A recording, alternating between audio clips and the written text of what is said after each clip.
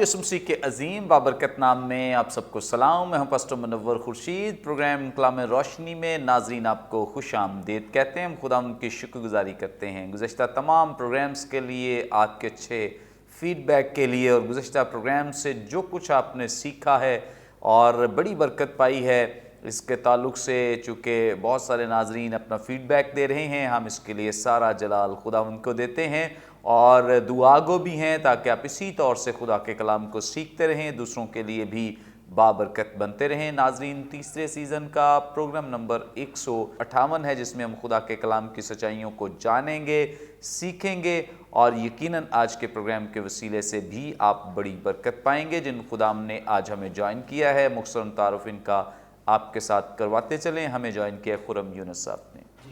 Thank you so مچ. اور ان کے ساتھ ہمیں جوائن کیا ہے ریورنڈ وسیم اللہ کھوکھر صاحب نے. ناظرین، اس سے پہلے کہ ہم آج کے متن کی تلاوت کریں، میں ریکویسٹ کروں گا وسیم اللہ کھوکھر صاحب سے پلیز دعا میں رہنمائی کریں. آئیے ہم دعا کریں. پیارے آسمانی باپ، ہم تیرا شکریہ ادا کرتے ہیں کہ تیرے کلام کے وسیلے سے ہم تجھے جانتے ہیں، پہچانتے ہیں، اور تجھے جاننے اور پہچاننے کا واحد ذریعہ صرف اور صرف بائبل مقدس ہے جو تو نے ہماری ہی زبان میں ہمارے ہاتھوں میں دی ہے. ہمیں توفیق دے کہ ہم اس کو پڑھیں، سمجھیں اور پھر سمجھائیں. ہماری آج کی نشست خداوند تیرے حضور مقبول ٹھہرے، اور خداوند اس بیٹھک میں، اس نشست میں خداوند تیرا نام جلال پائے. اور خداوند تو ہمارے علم اور مہارت کو نہیں بلکہ اپنے پاک روح کے وسیلے سے ہمیں استعمال کر، اور خداوند وہ باتیں جو ہمارے ایمان کے لیے اور ہمارے ناظرین کے لیے، ان کی ترقی کے لیے ضروری ہیں، وہی خداوند اس چینل کے وسیلے سے خداوند عوام تک پہنچے.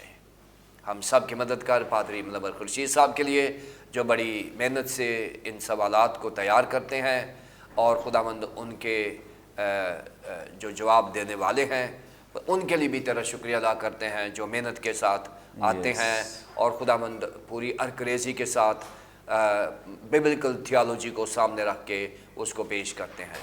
پورے ماحول کو ہم تیرے سپرد کرتے ہیں، سارے ٹیکنیکل سٹاف کو، اور خاص طور پر اپنے ناظرین کے لیے بھی دعا کرتے ہیں کہ جو لوگ اس پروگرام کو سنیں اور تمام پروگرامز کو سنیں وہ برکت پائیں. خدا باپ، خدا بیٹے، خدا پاک روح کے نام سے آمین. تھینک یو سو مچ.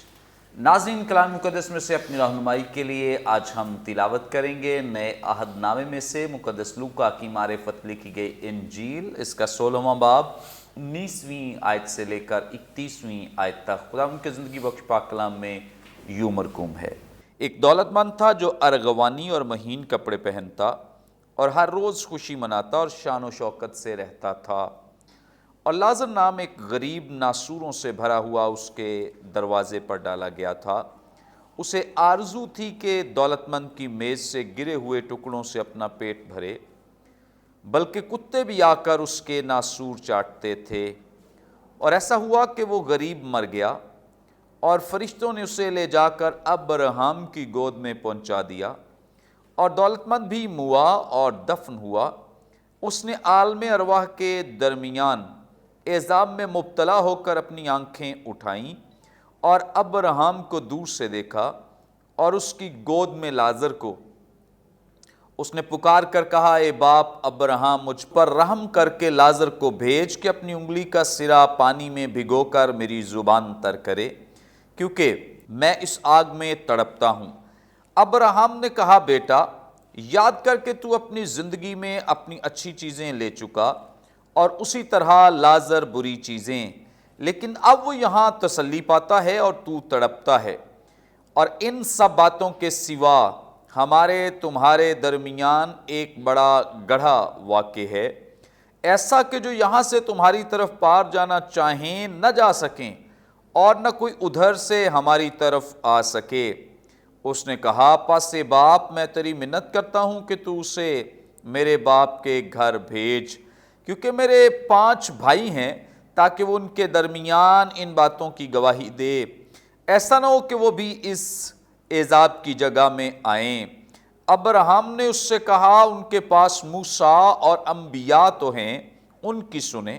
اس نے کہا نہیں اے باپ ابراہیم، ہاں اگر کوئی مردوں میں سے ان کے پاس جائے تو وہ توبہ کریں گے۔ اس نے اس سے کہا کہ جب وہ موسیٰ اور نبیوں ہی کی نہیں سنتے تو اگر مردوں میں سے کوئی جی اٹھے تو اس کی بھی نہ مانیں گے۔ کلام مقدس کے پڑھے سنے جانے پہ خدا ان کی برکت ہو۔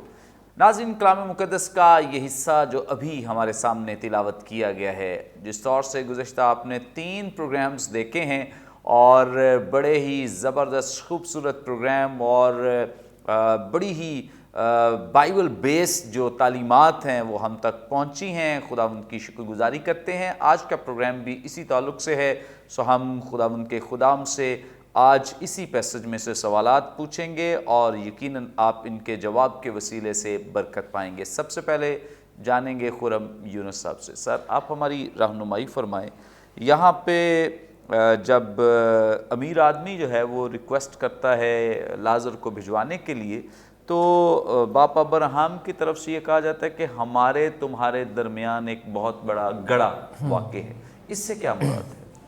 بالکل منور صاحب، بہت اچھا آپ نے کویسچن کیا ایز یوزول۔ ہمارے تمہارے درمیان ایک بہت بڑا گڑھا واقعہ ہے، لیکن اس سے پہلے کچھ الفاظ لکھے ہیں کہ ان سب باتوں کے باوجود۔ تو اب یہاں پر جو اور ان باتوں کے سوا لفظ لکھا ہوا ہے بائبل میں نا، تو تھوڑا سا میں اس کو دیکھنا چاہوں گا کہ ان باتوں کے سوا جو اوریجنل گریک ٹیکسٹ ہے اس میں ہے کہ ان سب باتوں میں، تو اس سے مراد ہے، جب میں اس کی گریک بیک گراؤنڈ کو اسٹڈی کی تو اس سے مراد یہ ہے کہ نہ میں کچھ اب کر سکتا ہوں اور نہ لازر تیری ریکویسٹ پر کچھ کر سکتا ہے۔ یہ گریک انڈرسٹینڈنگ ہے اوریجنل لینگویج میں۔ سو اس کا مطلب یہ ہوا کہ سب کچھ باتوں میں، تو ادھر ہے ہم ادھر ہیں، تو وہاں تڑپ رہا ہے، یہاں یہ ابراہیم کی گود میں ہے، سب کچھ، ان سب باتوں میں کوئی کچھ نہیں کر سکتا، اب جو ہو گیا ہے وہ فائنل ہے۔ تو منور صاحب، اس میں جو گڑھا لفظ ہے اور واقعہ ہے، اردو بائبل میں جو تاثر ہے وہ اتنا کلیئرٹی کے ساتھ نہیں مل رہا، لیکن میں نے جب اس کو انگلش میں ریڈ کیا تو وہاں پہ یہ لکھا تھا کہ وہ جو گڑھا واقعہ ہے وہ فکسڈ ہے، وہ مقرر ہے، وہ مخصوص ہے۔ اور اس میں معزز سامعین اور ناظرین، وہی بات آ جاتی ہے کہ گڑھے سے مراد ایک ایسی جدائی ہے یا وہ فیصلہ ہے جو ہو چکا ہے۔ گڑھے سے مراد کوئی ایسی جگہ نہیں ہے، گڑھے سے مراد محض کوئی جغرافیکل لوکیشن نہیں ہے، بلکہ یہ ایک کانسیپٹ ہے، ایک تصور ہے، ایک حقیقت ہے اور ایک ٹیچنگ ہے اور ایک اعلان ہے کہ اب ہمارے اور تمہارے درمیان جو جدائی ہے، اس جدائی میں جہاں جہاں ہم ہیں ہم وہیں رہیں گے۔ یہ اس کا مین میننگ ہے۔ اور جو میں نے کمنٹریز پڑھی دیکھیں، اس میں ایک اسکالر ہیں اینڈرس، ان کو میں نے جب پڑھا تو انہوں نے کہا کہ بڑا گڑھا سے مراد یہ ہے کہ جس حالت کا اور جس جگہ کا تعین ہو چکا ہے وہ چینج نہیں ہو سکتی۔ جو پریویس ایپیسوڈز گزری ہیں گزشتہ ایک ساتھ، اس میں ہم نے یہ بات کی تھی کہ بہت دفعہ ہماری خواہش ہوتی ہے کہ جو گیا ہے اس کی جگہ اگر ٹھیک نہیں ہے تو وہ ٹھیک جگہ پہ چلا جائے، ایسا نہیں ہو سکتا۔ وہ گڑھا واقعہ کا مراد یہ ہے کہ وہ جگہ فکسڈ ہے جہاں پر اب وہ چلا گیا ہے، جو اعمال کر کے گیا ہے یا جس جگہ پر وہ گیا ہے یا گئی ہیں۔ اچھا، اب اس میں ایک اور بات ہے، اگر ہم کچھ لوگوں کو، کچھ لوگ ہیں جو ابدیت پہ بلیو نہیں کرتے، وہ کہتے ہیں کہ ابدیت محض ایک بائبل کے لکھے ہوئے الفاظ ہیں، ان کا کوئی معنی نہیں، ان کے پیچھے کوئی مقصد نہیں ہے، یہ ہالو سلوگنز ہیں، یہ خالی نعرے ہیں۔ لیکن اگر آپ بائبل مقدس کو دیکھیں تو جو اٹرنل کے لیے گریک ورڈ ہے وہ آیونیوس ہے، اور آیونیوس جو ورڈ ہے گریک کا وہ متی 25:41 میں استعمال ہوا ہے، اور میں چاہوں گا یہ 2 حوالے میں پڑھنا چاہوں گا۔ نمبر 1، 41ویں آیت میں لکھا ہے، پھر وہ بائیں طرف والوں سے کہے گا، اے ملاؤنو میرے سامنے سے उस हमेशा की आग में चले जाओ। वहाँ हमेशा के लिए जो वर्ड है वो एनियोस है। चले जाओ जो अबलीस और उसके फरिश्तों के लिए तैयार की गई है। अगर इसी 25वें बाब की मत्ती की जो है 46वीं आयत देखें तो वहाँ लिखा है और ये हमेशा की सज़ा पाएंगे मगर रास्तबाज हमेशा की ज़िंदगी पाएंगे। तो हमेशा की सज़ा के लिए भी एनियोस है और सज़ा के लिए भी हमेशा का वर्ड के लिए आइनियोस है। तो यहाँ पे हमें पता चलता है कि गढ़े से मुराद ये जगह है जो तयन करदा जगह है, मुकर्रर जगह है, मखसूस जगह है, तैयार करदा जगह है और वो खुदा के हाथ में है। और इसका मतलब ये है कि वो वाक़या है, मतलब वो फिक्स्ड है, मतलब वो उस जगह पर है।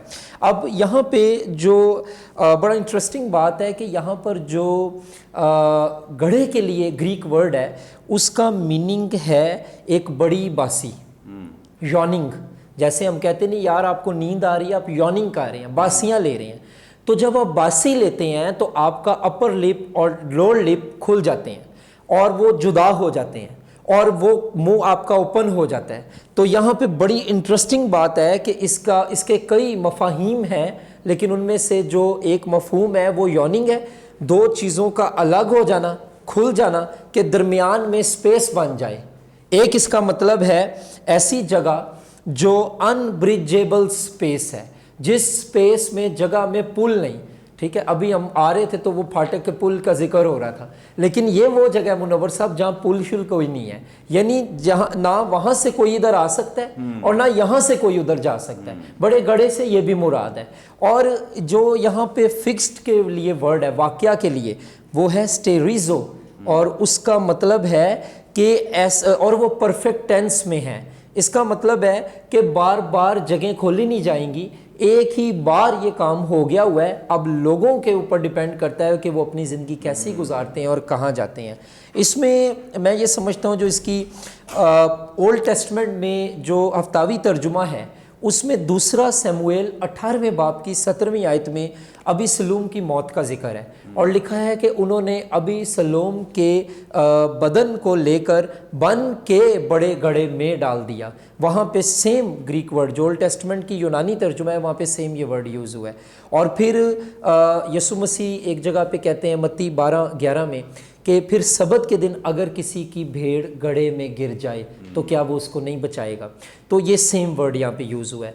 अब इसकी एप्लीकेशन क्या है, इतलाक़ क्या है मुनव्वर साहब? इसका पहला इतलाक़ ये है कि हमें अपनी ज़िंदगी में जो फ़ैसले हैं वो बड़े ध्यान से करने चाहिए।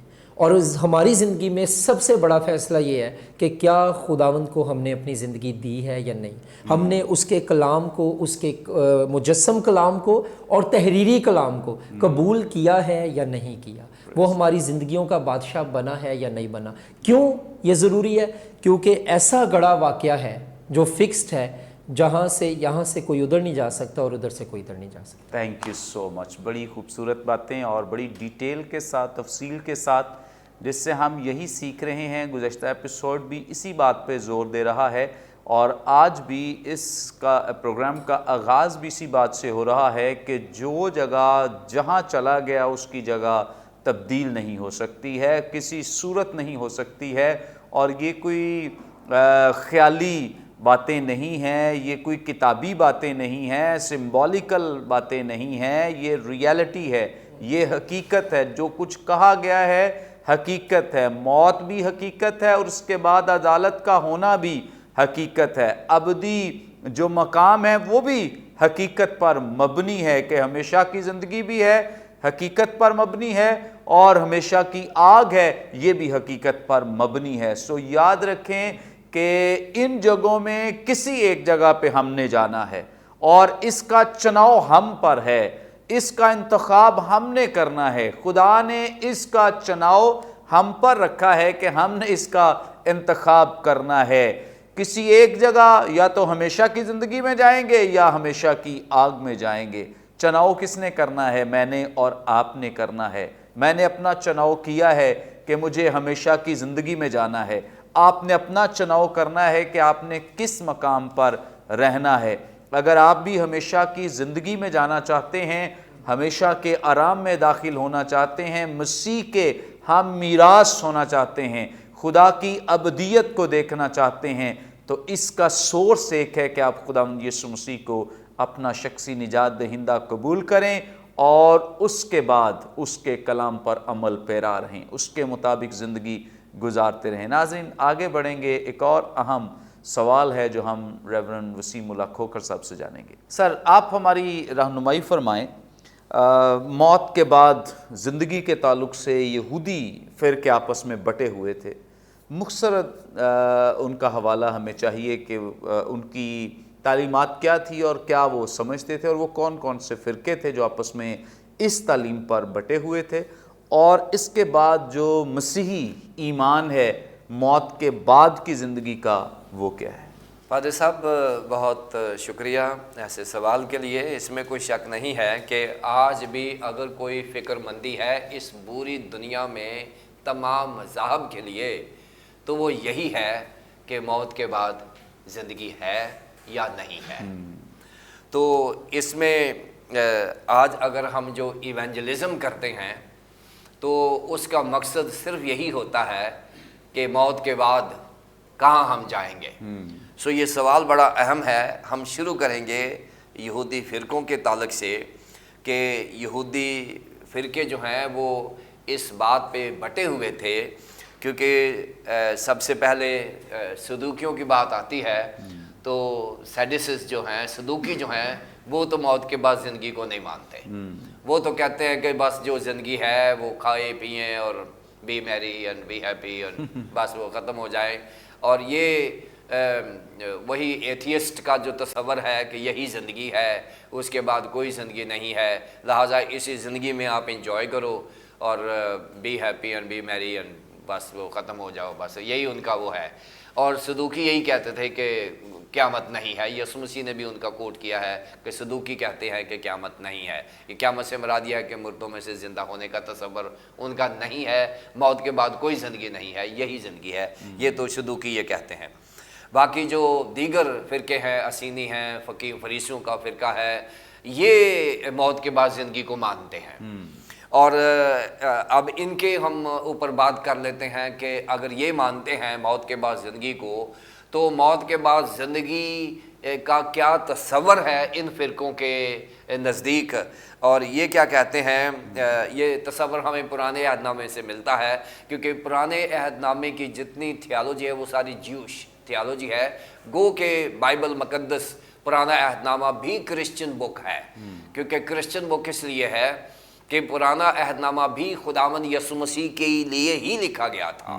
وہ اس لیے نہیں لکھا گیا کہ وہ بادشاہوں کی سٹوریاں بتانی تھی یا یہودیوں کے متعلق بتانا تھا، نہیں۔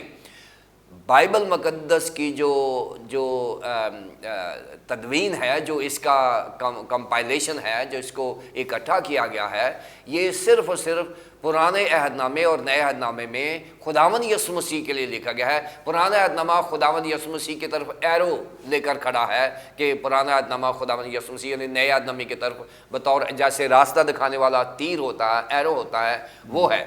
سو پرانے عہد نامے میں جب ہم دیکھتے ہیں تو سارے کانسیپٹس کلیئر نہیں ہوتے، جو سارے کرسچن کانسیپٹس ہیں ان کو پھر ہم جوش کانسیپٹس میں دیکھتے ہیں، لیکن نئے عہد نامے میں وہ جو مبہم چیزیں تھیں، جو ابہام تھا، وہ نئے عہد نامے میں کلیئر ہو جاتا ہے۔ ہم اس لیے کہتے ہیں کہ پرانے عہد نامے میں جیسس جو ہے وہ کنسیلڈ ہے، اور نئے عہد نامے میں جو جیسس ہے وہ ریویلڈ ہے۔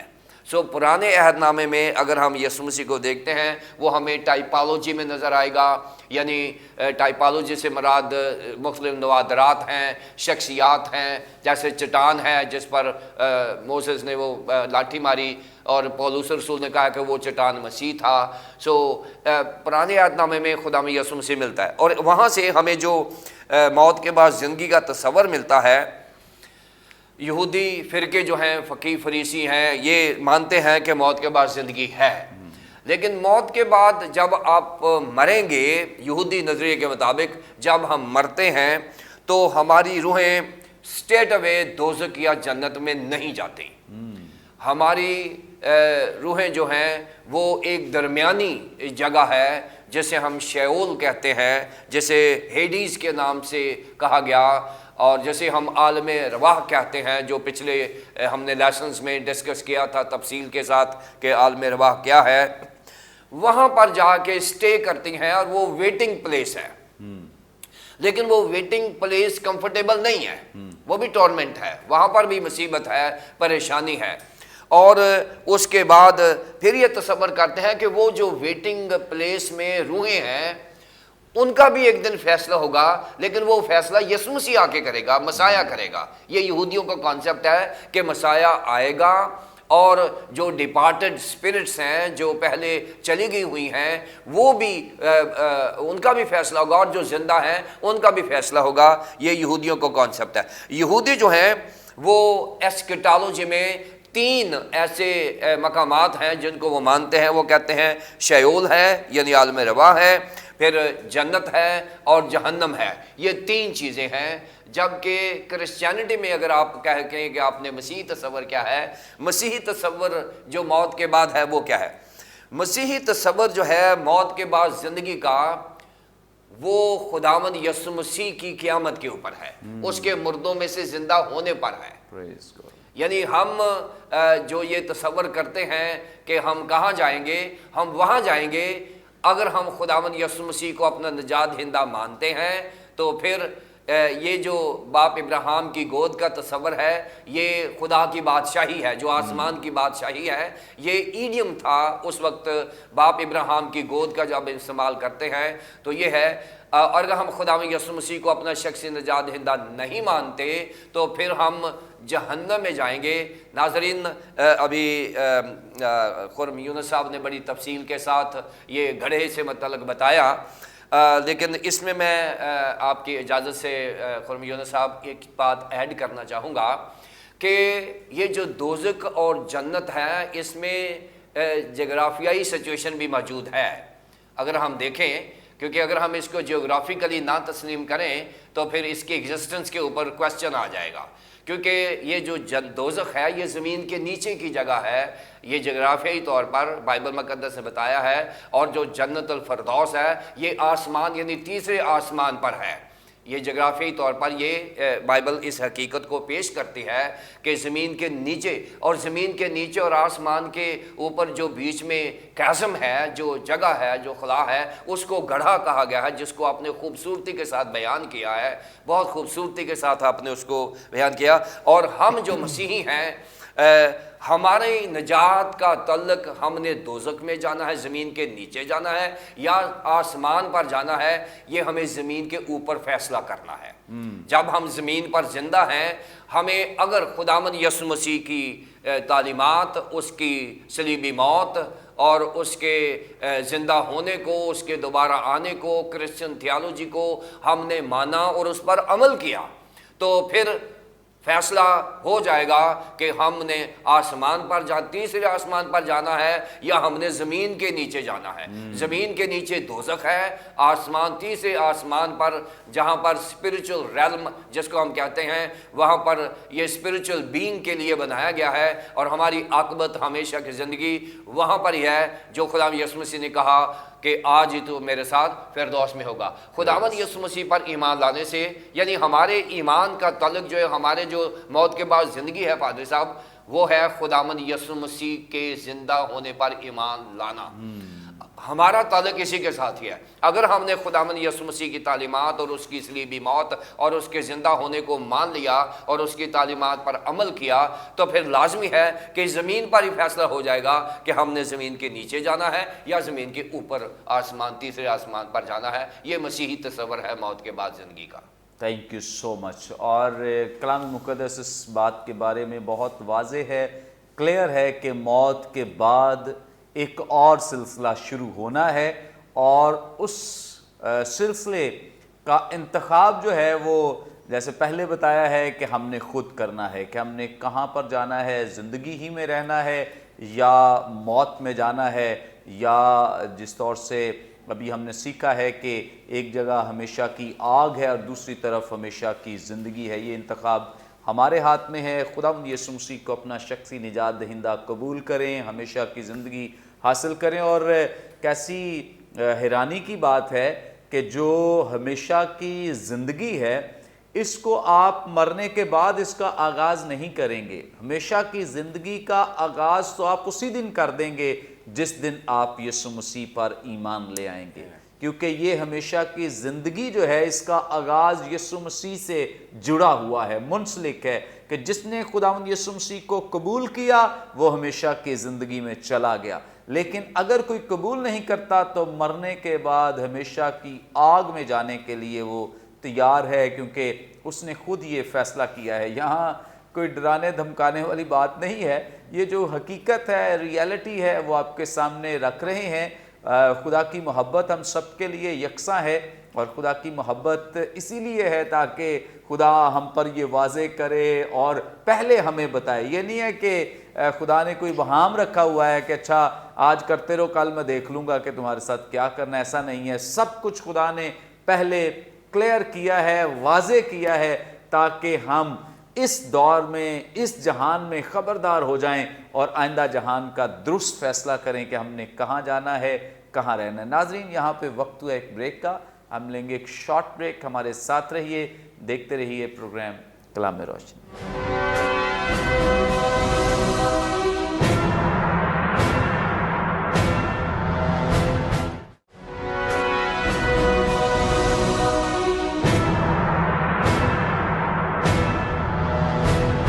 वेलकम बैक नाज़रीन, आप देख रहे हैं प्रोग्राम कलाम में रोशनी। ब्रेक पर जाने से पहले बड़ी खूबसूरत बाबरकत बातें जो खुदा उनके खुदाम हमारे साथ शेयर कर रहे थे, थियोलॉजिकल बातें और बाइबल मुकद्दस पर मबनी जो टीचिंग है, डॉक्ट्राइन है, वो हम सीख रहे थे। बल्कि गुज़श्ता जितने भी प्रोग्राम्स हुए हैं, हमने उन तमाम प्रोग्राम्स में बड़ी ज़बरदस्त टीचिंग हासिल की है और यकीनन आप सब ने बड़ी बरकत पाई है।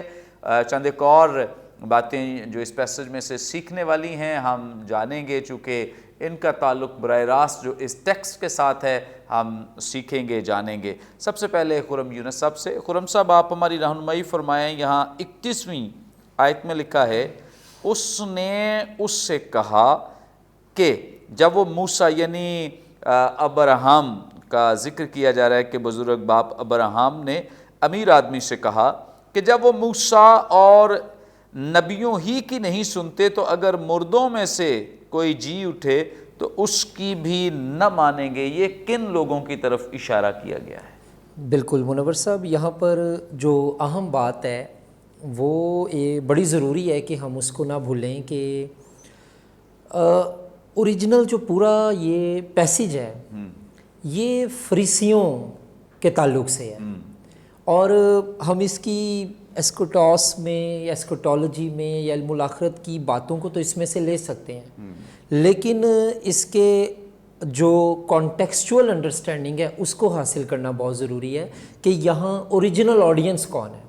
यीशु मसीह बिलखसूस किन से बात कर रहे हैं, और वो फरीसियों से बात कर रहे हैं। क्योंकि देखिए ना, अगर जी उठे तो फरीसियों के सामने तो यीशु भी जी उठा है, तो वो तो जी उठने के बाद भी उसको नहीं माने, और उससे पहले जो है वो लाजर का मौज़ा हुआ है, तो वहाँ पर भी मैं आगे चल के हवाले के साथ बात करूँगा कि वो उसकी जी उठने के ताल्लुक से बजाय मसीह पर ईमान लाएं, निशानात तलब करते हुए निशान भी दिखा दिए गए।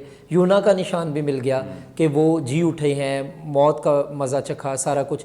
तो इसमें सबसे पहली जो बात है वो ये है कि इस शख्स की जो रिक्वेस्ट है, मैं उसको बिल्कुल नेगेटिव भी नहीं कहूँगा और बिल्कुल पॉजिटिव भी नहीं कहूँगा, क्योंकि बाज़ मुफस्सरीन को मैंने पढ़ा है तो वो बड़े नेगेटिव हैं। वो कहते हैं जी कि ये यहाँ पे निशान तलब कर रहा है, अब ये कह रहा है कि अब्राहम को कहे कि यहाँ से कोई मुर्दों में से जाए और वो मेरे भाइयों में मनादी करे। वो और देखें कितनी खूबसूरत बात है कि वो अपने भाइयों की बेसिक नीड को समझ गया है, और वो ये है कि वो तौबा करें। यानी उसको ये पता चल गया है कि अगर जिस जगह पर मैं इस टाइम हूँ मैं दौलतमंद होने की वजह से नहीं हूँ, तौबा ना करने की वजह से हूँ। और वो इसलिए आगे चल के कह रहा है कि भाइयों को जाके वो मुनादी करें और ये कहें और वो इस चीज़ के लिए कायल हों और मेरे भाई तौबा करें। वो ये नहीं कह रहा दौलत छोड़ दें गरीब हो जाएं, बल्कि वो कह रहा है तौबा करें। तो बड़ी खूबसूरत बात है कि जो फंडामेंटल प्रिंसिपल है, जो बेसिक नीड है, वो समझ गया है, वो उसको अंडरस्टैंडिंग डेवलप हो गई है, लेकिन बड़ी देर हो चुकी है। अब कुछ नहीं हो सकता, और इस पे ऑलरेडी हमने बात कर ली। इसमें जो पहली बात है मुनव्वर साहब ये है कि वो निशान तलब कर रहा है। वो कह रहा है ना जब कि तू इन मुर्दों में से अगर कोई जी उठे, میں آگے چل کے جب اس کی کلوزنگ پہ جاؤں گا تو میں خاص ذکر کروں گا کہ یسوع اس تمثیل میں کس کی طرف اشارہ کر رہے ہیں کہ وہ مردہ کون ہے، مردے یا مردہ، یہ کون ہے اور کس کے جی اٹھنے کی بات ہے اور کن کے لیے ہے۔ لیکن میں تھوڑی تمہید اس کی چاہوں گا باندھوں، تو اس میں وہ نشان طلب کار ہے۔ اگر ہم یوحنا کی معرفت لکھی گئی انجیل شریف کو دیکھیں تو اس کی 11ویں باب کے اندر جو ہے وہ لازر یسوع مسیح لازر کو زندہ کرتے ہیں، ٹھیک ہے، لیکن تب بھی بجائے کہ فریسی ایمان لائیں، جو اوریجنل آڈینس ہے، وہاں پہ لکھا ہے کہ سردار کاہنوں کے ساتھ انہوں نے مشورہ کیا کہ لازر کو مار ڈالیں کیونکہ اس کے باعث بہت سے یہودی چلے گئے۔ تو اس کا مطلب ہے جو لازر کے زندہ ہونے کا معجزہ ہوا تھا، بہت سے یہودی مسیح پر ایمان لے آئے تھے، کیونکہ یہ چلے گئے سے لکھا نا ایک جگہ پہ جہان اس کا پیرو ہو گیا، تو بہت سے یہودی چلے گئے۔ تو بجائے وہ یسوع پر ایمان لائیں، بجائے وہ اس کی پرستش کریں، بجائے وہ اس کو مانیں بطور مسیح موعود، تو وہ کہہ رہے ہیں کہ لازر کو ہی مار دو، کیونکہ جس کو اس نے زندہ کیا اس بندے کو مار دو، کیونکہ بہت سے یہودی چلے گئے ہیں۔ تو اب نشانوں پہ اگر بات صرف رہے تو بات نہیں بنتی، اگر کلام نہیں ہے، اگر وہ نبیوں کی تعلیم کو، صحائف کو اس طرح قبول نہیں کرے اور ان صحائف کا اشارہ جو ایک شخصیت یسوع ہیں ان کو قبول نہیں کرے، تو پھر وہ نجات کا تجربہ نہیں حاصل کر سکتے۔ نیکودیمس کی مثال یوحنا 3 باب میں کہ اس نے جب تک نئے سرے سے پیدا نہ ہو، ایگتھن، جب تک تو نئے سرے سے پیدا نہ ہو خدا کی بادشاہی میں داخل نہیں ہو سکتا۔ اس کے بعد منور صاحب ایک اور بات ہے کہ یسوع مسیح یہاں پر یہ بھی بتا رہے ہیں کہ ایون کہ یسوع بھی زندہ ہوئے ہیں تو انہوں نے یقین نہیں کیا۔ اس کے لیے میں ایک حوالہ پڑھنا چاہوں گا۔ یقین انہوں نے یہ تو کر لیا کہ یسوع زندہ ہوا ہے، لیکن وہ یسوع پر ایمان نہیں لائے۔ اگر آپ متی کی معرفت لکھی گئی انجیل اس کے 28ویں باب کی 12ویں آیت دیکھیں تو وہاں لکھا ہے انہوں نے بزرگوں کے ساتھ جمع ہو کر مشورہ کیا اور سپاہیوں کو بہت سا روپیہ دے کر کہا کہ یہ کہہ دینا کہ رات کو جب ہم سو رہے تھے تو اس کے شاگرد آ کر اسے چرا لے گئے، اور اگر یہ بات حاکم کے کان تک پہنچی تو ہمیں اسے سمجھا کر تم کو خطرہ سے، ہم اسے سمجھا کر تمہیں خطرے سے بچا لیں گے۔ یقین ابھی بھی نہیں وہ کر رہے، ابھی بھی وہ کسی نہ کسی طرح ٹویسٹ کر رہے ہیں سچائی کو بجائے یقین کرنے کے۔ اور اس میں اگر ہم جو ہے ایک اور چیز ہے جو آج دور حاضرہ کی مسیحت میں ہمیں نظر آتی ہے کنٹمپریری چرچ میں، اور وہ ہے ایموشنلزم، جذباتیت۔ ہم سمجھتے ہیں کہ اگر دعا میں کوئی بہت جذباتی ہو گیا ہے، یا کلام میں بہت کوئی جذباتی ہو گیا ہے، یا بیٹھے بیٹھے وہ بہت کوئی جذباتیت کا اظہار کر رہا ہے، تو وہ ساری جذباتیت تو غلط نہیں ہے، لیکن جذباتیت کو نجات کے ساتھ جوڑنا ٹھیک نہیں ہے، کیونکہ یہ ممکن ہے کہ وہ بندہ جو جذبات کو ظاہر کر رہا ہے مائٹ بی پاسبل کہ وہ جذبات تک ہی محدود ہے، لیکن اس کے اندر کام نہیں ہوا، ری جنریشن کا ایکسپیرینس اس کو نہیں ہوا۔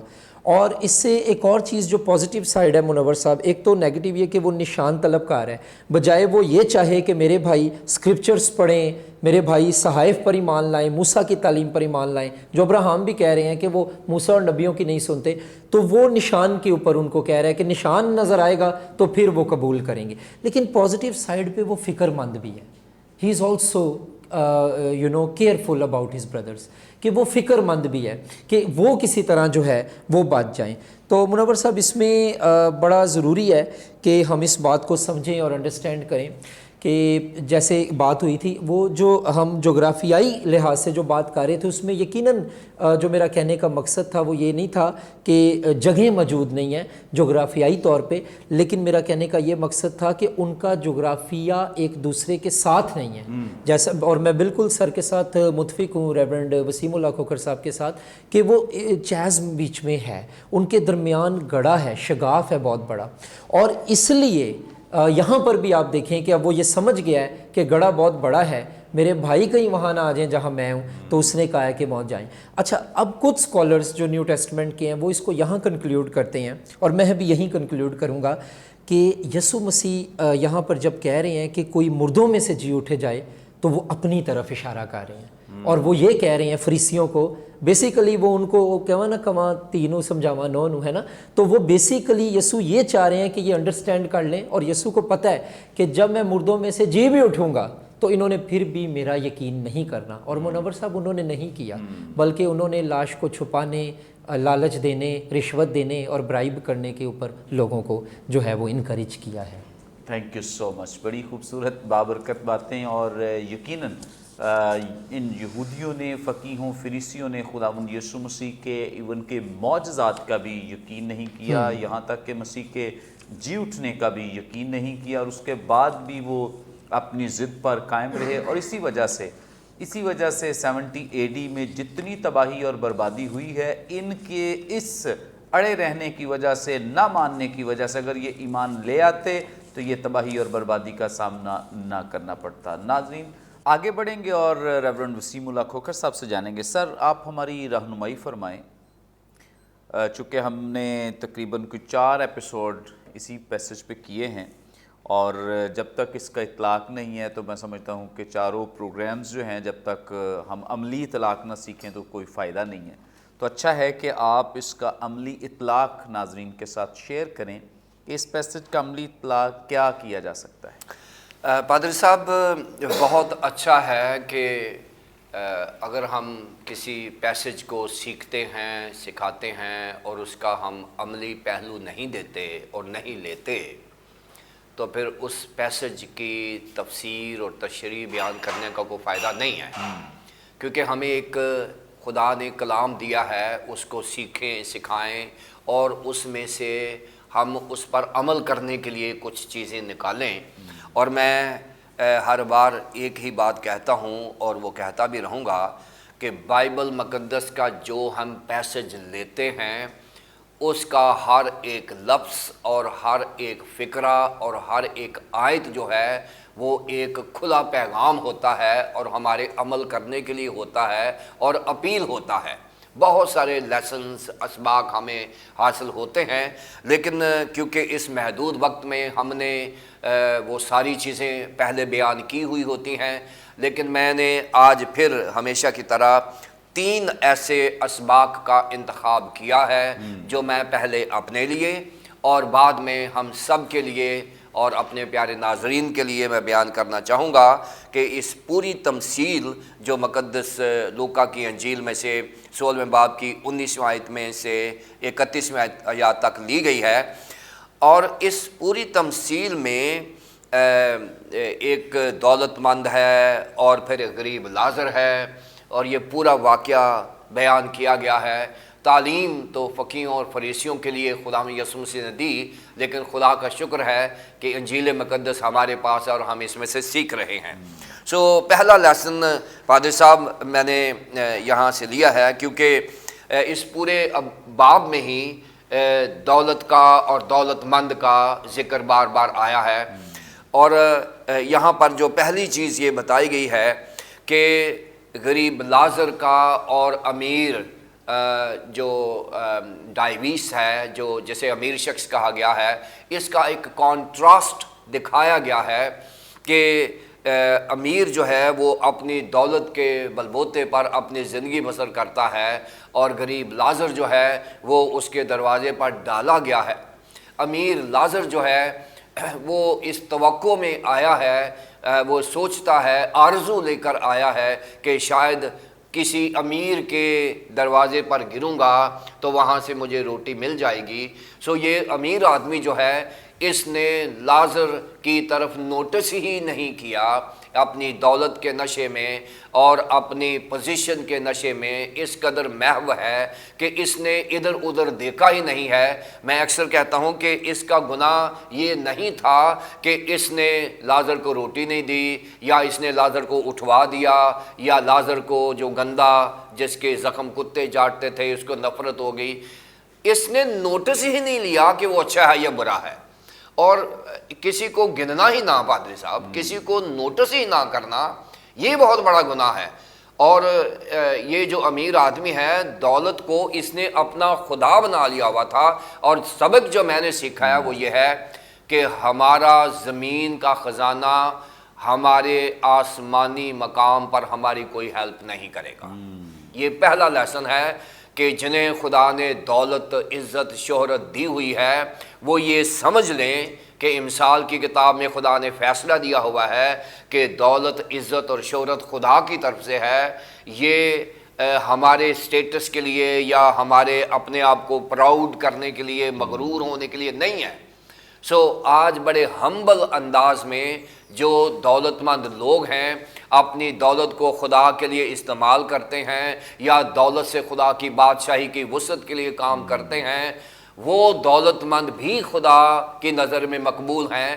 دولت مند ہونا کوئی بری بات نہیں ہے، لیکن یہ جو امیر آدمی ہے یہ دولت مندی کی اگلی حالت میں چلا گیا ہوا تھا، جسے ہم دولت پرستی پادری صاحب کہتے ہیں۔ سو دولت پرست ناظرین اگر ہم ہیں تو پھر ہم اس امیر آدمی کی طرح وہاں جا کے فقیر بن جائیں گے، چاہے یہاں امیر ہیں۔ لازر وہ یہاں غریب ہے، فقیر ہے، وہاں امیر ہے۔ پہلے لازر اس سے مانگتا تھا آسمان پر، امیر آدمی لازر سے مانگ رہا ہے کہ لازر کو بھیج۔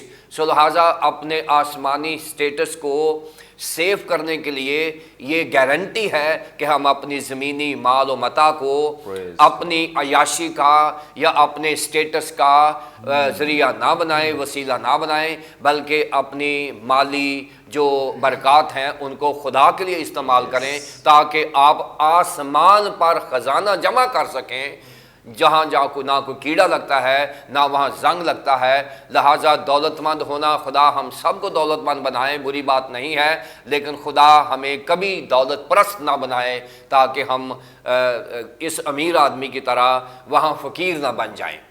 یہ پہلی بات ہے۔ دوسری بات جو پادری صاحب ہم سیکھتے ہیں کہ لوگ اکثر یہاں کہتے ہیں کہ جی خدا کا پاک روح ہمیں بتا دے گا اور ہمیں پڑھنے کی ضرورت نہیں ہے، ہمیں تھیالوجی کی پڑھنے کی ضرورت نہیں ہے، کرسچن ڈاکٹرن پڑھنے کی ضرورت نہیں ہے۔